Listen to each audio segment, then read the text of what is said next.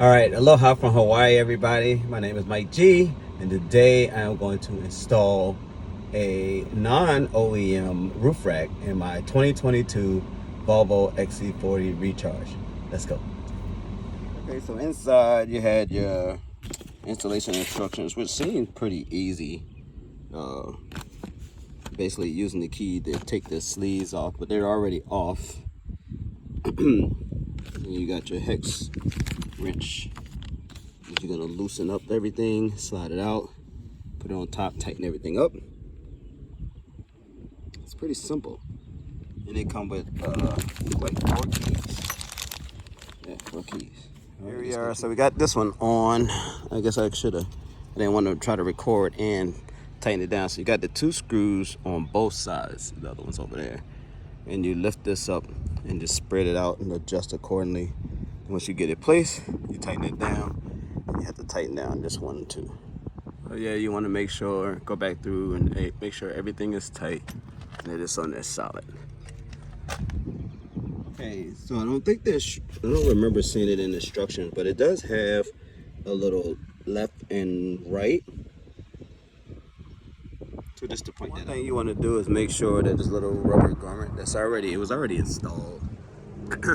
You want to make sure that it's kind of pretty much even and that it's tucked all the way in.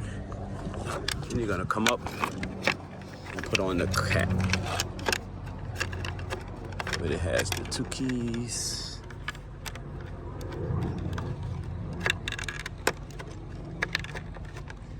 I'm trying to get it. Nope. I'm going to have to put the recorder down. Just pop this one on. We're going to try to lock it into place. Oh, and it wasn't locked. So it was a little challenge because you have to there's a little hole right here. So you have to get this part that turns with the key locked in there. So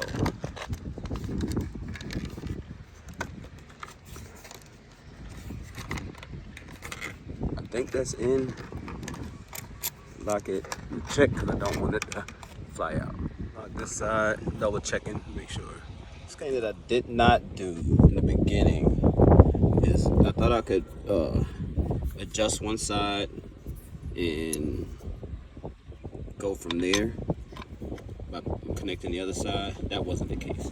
So what you need to do prior to putting it on is loosen up both sides to be easier to work with.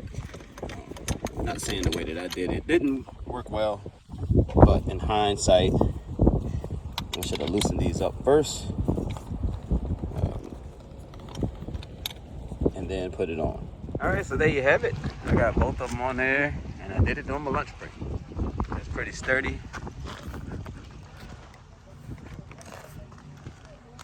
And for the most part, it was a lot cheaper than the OEM one. So I have a basket that I ordered off of Amazon as well. And when I get home, I'll put that on and record that. Aloha.